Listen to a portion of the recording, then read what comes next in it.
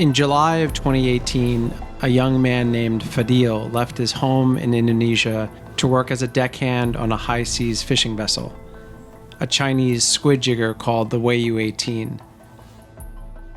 He was 25 years old, venturing out to sea for the first time.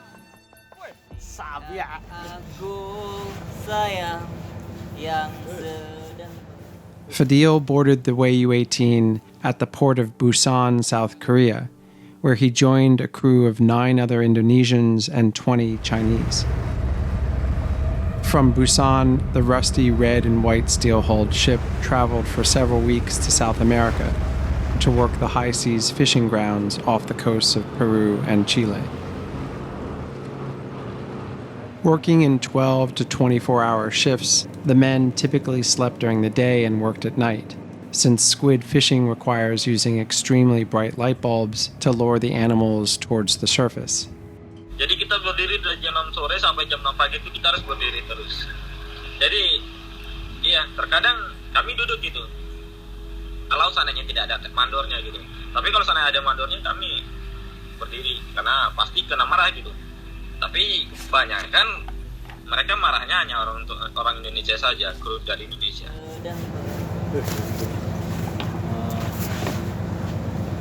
Jaga. Okay. On the ship, the men slept 4 to a room in wooden bunk beds, each with one blanket on a soggy foam mattress made wet by walls that sweated with condensation. The Indonesian crew was provided drinking water that was rust-colored and tasted like metal, while their Chinese counterparts drank bottled water. Indonesian deckhands were only given salt water for bathing and washing their clothes, and for rations they were given rice and instant noodles.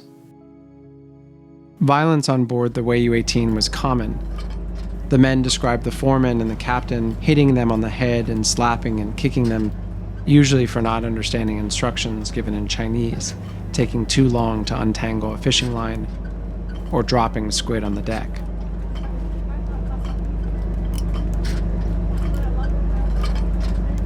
By August of 2019, after being at sea for over a year, the Weiyu-18 was gripped by an outbreak of beriberi, a debilitating and painful form of malnutrition caused by a lack of vitamin B1, also known as thiamine.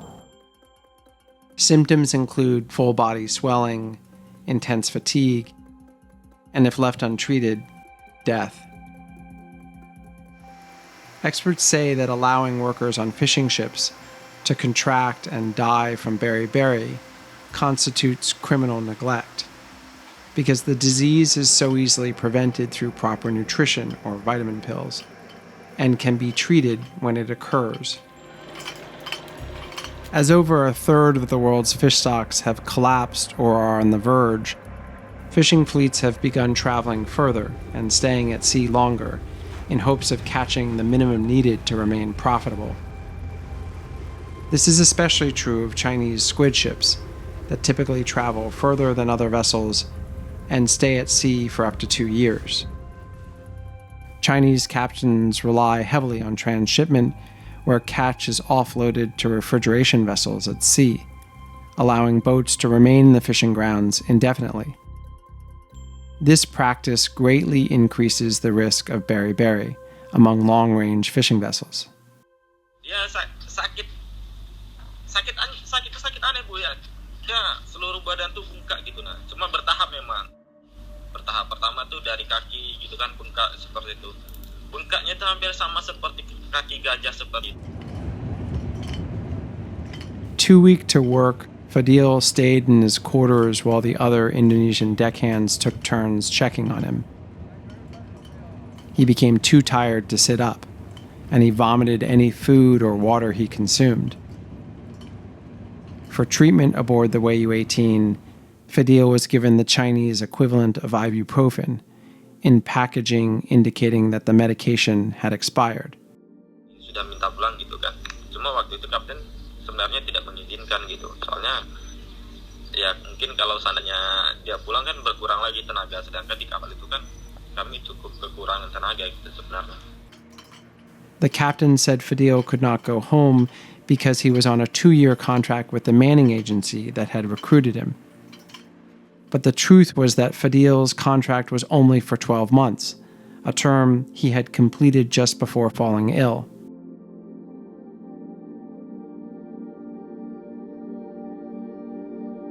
For the next 2 weeks, Fadil's condition quickly deteriorated.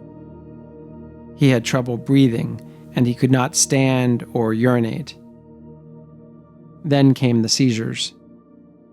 The other Indonesian deckhands decided to move Fadil into Ramadan's room, who was doing all he could to comfort his dying friend. Saya sudah tidak kuat lagi, dia bilang. Cuma dia waktu itu langsung berpesan bahwa nanti kalau seandainya saya meninggal, dia bilang, tolong mayat saya harus sampai ke orang tua saya, seperti itu. Dia berpesan seperti itu. Tolong kalau seandainya saya meninggal, mayat saya harus sampai ke orang tua saya.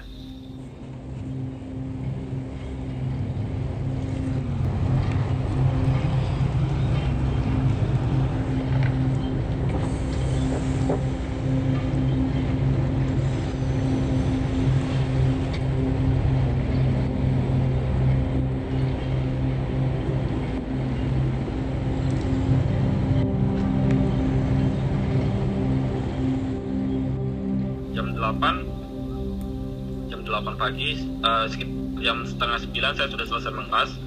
Saya menanyakan kabar dia kan. Cuma waktu itu saya tidak ke kamar gitu, karena saya udah bertanya-tanya gitu kan. Pak Fadil ini kira-kira sanggup tidak gitu.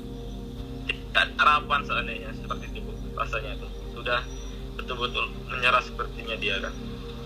Nah, tiba-tiba ada salah satu kru dari Indonesia, dari teman kami, dia berteriak-teriak, Fadil, dia bilang. Jadi saya lari ke kamar. Di kamar ternyata sudah penuh orang.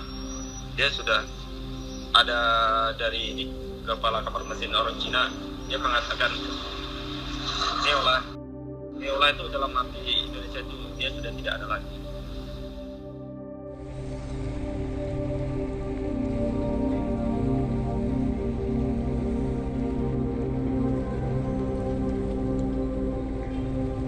Several days after Fadil died, the captain ordered that his body be buried at sea, claiming to have received permission from Fadil's family back in Indonesia.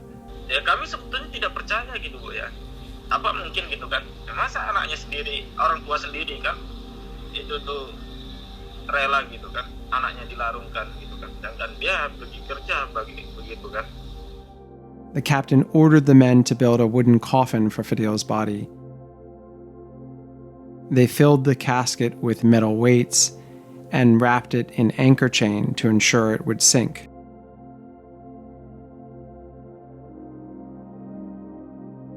Fadil's body was then buried at sea.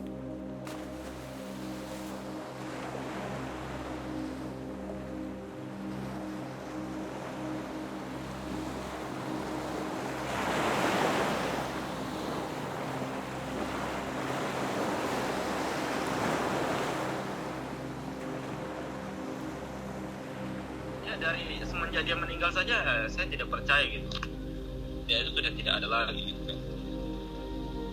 Dan kami rencana itu tahun 2019 itu kami merencanakan seluruh kru Indonesia itu untuk pulang semua. Cuma waktu itu kami tidak mengizinkan untuk pulang.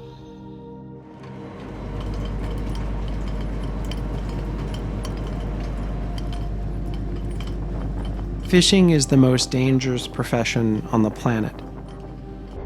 Each year, over 100,000 workers, like Fadil, die on the job. What remains unclear is how many of those deaths are from forced labor or neglect.